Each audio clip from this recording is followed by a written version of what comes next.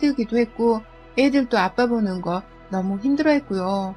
온 가족들이 나서서 남편의 건강을 챙기느라고 정신이 없었어요. 아이들은 최대한 아빠 비위를 건드리지 않겠다면서 말 하나도 조심조심 하려고 했고 저는 저대로 남편을 어떻게 잘 먹이고 살찌울 수 있게 할까 싶어서 최대한 비린내가 나지 않는 음식들을 찾아보면서 식사 대령을 했어요. 그 와중에 친정에서도 저를 돕겠다고 남편 몸에 좋다는 음식부터 시작해서 현금으로 간간히 용돈을 보내주기도 했어요. 얼마나 그게 큰 도움이 되었는지 몰라요. 친정의 도움마저도 없었으면 저 혼자 애둘에 항암 치료받는 남편까지 정말 힘들어 졸도를 했을지도 모르는 상황이었으니까요. 하지만 참 웃겼던 것은 그 와중에도 저희 시어머니는 저의 기분 따위는 안중에도 없어 하셨다는 겁니다. 자기 아들을 옆에서 간호해주며 손주들까지 챙기는 것은 저였는데 이런 제가 남편의 토사물을 받아낼 때에도 저를 향해 잔소리부터 하더라고요. 야, 너는 봉지를 그렇게 들고 있으면 애가 불편해서 토를 잘 못하잖아. 왜 그렇게 답답하게 굴어? 똑바로 봉지 안 드니? 이거 말고 좀 더 튼튼한 건 없어? 냄새나게 이건 빨리빨리 갖다 버려야지. 라고 하면서 사사건건 저의 행동들에 잔소리를 던지셨습니다. 저는 눈에서 힘들어 눈물이 나오려고 하고 옆에서 제 아이들조차 엄마 힘들다고 고사리 같은 손 하나를 거들어주려고 하는 와중이었는데도 말입니다. 그러니 남편도 토를 막 하고 나서 첫마디로 시어머니께 화를 내더라고요. 진짜 이 사람한테 왜 그래? 라고 하면서 말이죠. 그러면 시어머니는 아주 잠시 뚱해 있다가 다시 기운을 차린 건지 저한테 잔소리를 도로 시작하셨어요. 자기 전에 비닐은 새 걸로 침대 옆에 딱딱 가져다 놓고 푹 자지 말고 1시간에 한 번 정도씩은 깨서 내 아들 상태도 확인하고. 너 똑바로 할 수 있지? 똑바로 해. 내 아들 한 번 더 암이 전이돼서 입원하면 난 너 가만 안 둬. 라고 하면서 오히려 이 모든 상황이 저 하나 때문이란 듯이 탓을 하셨어요. 그러니 저는 억울하고 괴로운 마음에 도저히 시어머니 말씀을 곱게 받아들일 수가 없었고요. 그러다 보니 저 스스로도 힘들었던 적이 많았습니다. 일을 하러 나가는 출근길도 너무 괴로웠고 퇴근하는 길에도 집에 간다는 기쁨보다는 집에 가서 또 시어머니를 만나야 할지 모른다는 사실로 엄청 괴로웠어요. 그러다 이번 추석을 앞두고 시어머니가 제 머리를 망치로 한 대 쥐어박으셨어요. 그것도 아주 세게 말입니다. 추석이 다가오고 있기 때문인지 요즘 여기저기서 한과의 과일이며 음식들을 많이 팔고 있더라고요. 저도 그걸 보긴 봤습니다. 하지만 저희 집은 추석이고 뭐고 당장 명절을 지낼 수 있는 형편이 아니었어요. 남편이 일단 음식물 냄새를 못 맡아서 구역질에 구토를 하고 있는 상황이었기 때문에 집안에서 감히 기름에 뭘 튀겨보겠다는 생각도 못하고 있었던 거죠. 그와 동시에 저는 그간 남편을 대신해서 10몇 년 만에 직장에 출근하고 나서는 미친 듯이 돈 벌어오면서 달려오다가 이제 막 다가온 추석 한가위에 휴식이라도 취해볼 요량으로 마냥 쉴 생각을 하고 있었고요. 그렇게라도 쉬지 않으면 제가 더 연말까지는 일을 하며 더 고생을 못할 것 같아서 조금이라도 한숨 더 자보겠다고 생각만 하고 있었습니다. 남편도 저한테 미안한 게 많은지 이번 추석에는 아무것도 하지 말고 그냥 푹 자. 라고 하면서 저를 달래주었고요. 그러니 저도 정말로 이번 추석에는 시댁에서의 명절이고 뭐고를 생각하지 않고 있었어요. 남편이 암 환자의 치료를 받으며 여전히 힘들어하는 중인데 제가 이 상황에서 어떻게 시댁 명절을 생각할 겨를이 있겠냐고요. 어찌 보면 당연한 소리였고 이건 시댁에서도 저희를 배려하기 위해 먼저 신경을 끄도록 만들어줘야 하는 일이라 생각을 했습니다. 그런데 저희 어머님은 좀 다른 생각을 가지고 계셨더라고요. 바로 어제 퇴근하고 집에 왔는데 시어머니가 집에 계시더라고요. 그런데 막 혼자 팔짱을 끼고서는 거실에서 각을 잡고 앉아 계시길래 어머님 괜찮으세요? 라면서 질문을 던졌습니다. 눈치가 너무 보여서 가만히 있을 수가 없었어요. 그러자 시어머니는 기다렸다는 듯이 저한테 말씀하시더라고요. 너 네 남편한테 뭐라고 말했어? 제사 안 지내겠다고 말했니? 왜 네 남편이 이번 추석의 명절을 안 지낼 거니까 모른 척 하란 말을 나한테 하는 거야? 라고 말입니다. 참 기분이 더러웠어요. 남편이 아파서 당연히 추석 신경을 못 쓰고 있는 건데 그 상황을 이해 못하고는 저한테 제가 이간질을 했냐는 식으로 말하는 어머님의 의중이 너무 기분 더럽더라고요. 퇴근하고 왔는데 보고 싶은 남편은 방 안에서 자고 있고 시어머니가 대뜸 저한테 화부터 내니 저도 그 당시 너무 분했습니다. 그래서 어머님께 말씀드렸죠.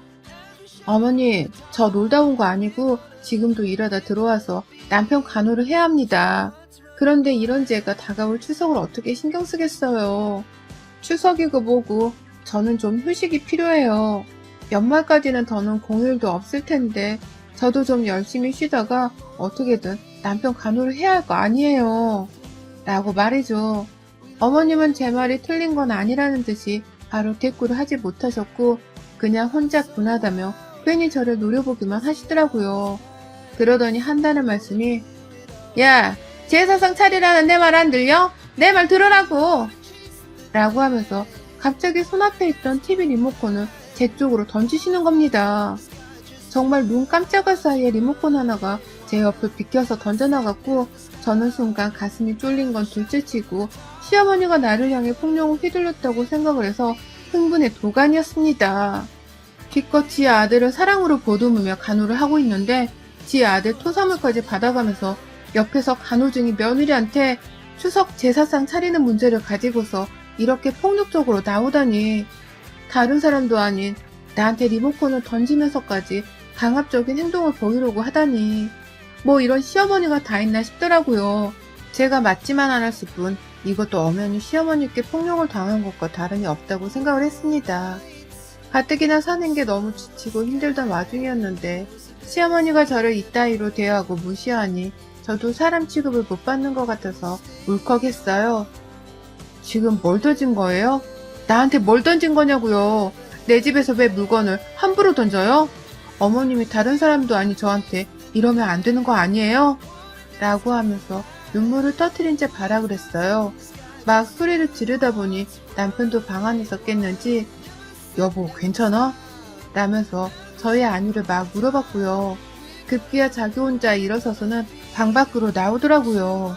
왜 싸우냐면서 나왔다가 우는 저를 보고는 엄마 내 와이프 건들지 말라고 했잖아 라면서 자기 딴에 소리를 지르는데 힘이 없는지 제대로 소리를 끝까지 지르지도 못한 채 자기 배를 움켜잡고서는 자리에 도로 주저앉았어요.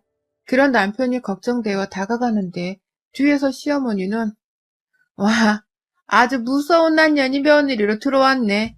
내 아들 죽으면 저거 분명히 나를 생판 남처럼 모른 척하며 살게 분명해. 이렇게라도 내가 미리미리 시켜놔야 지 이름 마냥 나중에라도 버릇처럼 할 테니 내가 어떻게든 지금부터라도 며느리 교육은 똑바로 시켜야 하는 거야. 넌 가만히 있어. 라고 하면서 오히려 자신의 분노에 타당성을 부여하더라고요. 그러니 자기 아들한테는 가만히 있으란 소리를 하면서 저랑 한판을 덧들 의향이 있다는 식으로 함부로 말을 하셨습니다. 저희 기분은 역시나 안중에도 없는 채로 말이죠. 듣자 하니 시어머니가 대접받을 짓을 해야 제가 윗사람이라 대접을 해주던지 말던지 할 텐데 우리 시어머니는 마냥 며느리인 저한테서부터 대접만을 받고 싶어 하셨습니다. 사람이 오는 게 있어야 가는 게 있는 건데 저를 무시하기까지 하시면서 저한테서는 시어머니 대접을 아주 깍듯하게 받고 싶었던 모양이더라고요. 남편이 죽으면 제가 자신을 모른 척할 게 분명하다는 재수없는 소리를 해대면서 살아있는 내 남편의 죽은 뒤를 벌써 걱정하는 우리 시어머니가 너무 끔찍스러웠습니다. 정말 내 남편의 친어머니가 맞나 싶기도 해서 저는 입을 다물지 못했고요. 그건 남편도 마찬가지였어요. 기껏 살겠다고 발악을 하면서 버티고 있는데 자기 엄마라는 사람이 그딴 소리를 하니 어이가 없다는 듯이 벙 쪄서는 저와 시어머니를 번갈아 쳐다보더라고요. 그러니 저도 시어머니를 내버려둘 수가 없었어요. 어디서 그런 개소리를 내 남편 앞에서 감히? 라는 말과 함께 이렇게까지 하고 싶지는 않았으나 제가 퇴근을 하기 전까지 집에서 남편이 구토를 하고서는 내버려둔 토사물이 담긴 비닐봉지 하나를 보자마자 그걸 집어들었습니다. 시어머니는 제가 뭘 할지를 눈치챈 건지 순간 야 그거 아니야 내버려둬 그거 당장 내려놔 라고 하면서 기겁을 한 채로 소리를 지르셨어요. 저는 그런 시어머니를 바로잡아서 화장실로 데리고 들어가 버렸습니다. 당신은 아들 건데도 더럽다는 생각이 들어요?